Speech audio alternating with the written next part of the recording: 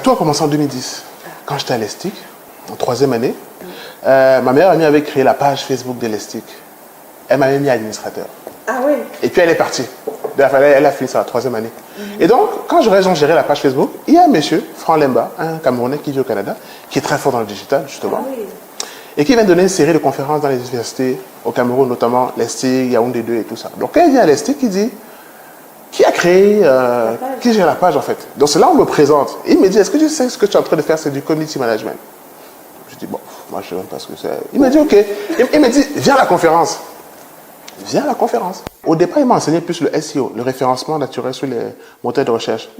Parce que c'était son domaine fort. D'accord. Mais moi je lui ai dit, écoute, c'est bien, mais moi je préfère les réseaux sociaux.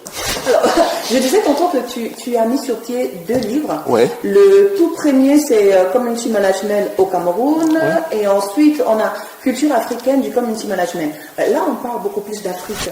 C'est-à-dire, d'après toi, que le monde digital africain est différent du monde digital des autres continents?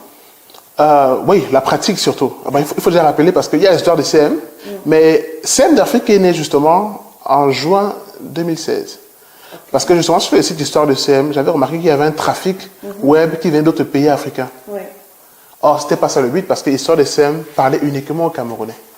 Mais le fait qu'il y ait des gens de la Guinée, de la Côte d'Ivoire, du Sénégal qui visitent Histoire de CM, je me suis dit, ok, il faut créer une plateforme africaine. Et j'ai donc commencé à contacter certains CM dans d'autres pays africains francophones. On a créé cette communauté avec une série CMD Alive où ils parlent régulièrement du métier dans leur pays. Et c'est donc comme ça qu'à travers les retours que j'ai eus et l'expérience aussi que j'ai eue dans d'autres pays avec la gestion des communautés d'autres marques dans d'autres pays africains, je me suis rendu compte qu'en fait, il y a ça des similitudes avec le Cameroun, mais il y a une particularité qui ressort sur le continent africain.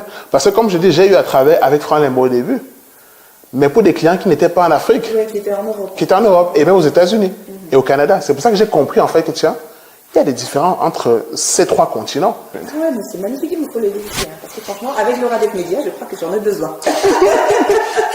Alors, où est-ce qu'on peut se procurer en fait ces 2 livres? Alors, on a un premier point de vente physique aux éditions Clés à Yaoundé au Capitole, mais surtout comme je suis dans le digital, je me suis associé avec un site marchand qui propose de livrer dans tout le Cameroun.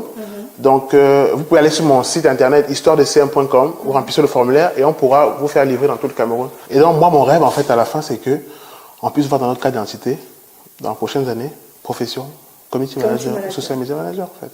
Voilà qui est dit. Merci à toi. Allez, à Françoise Bala, stop et fin donc.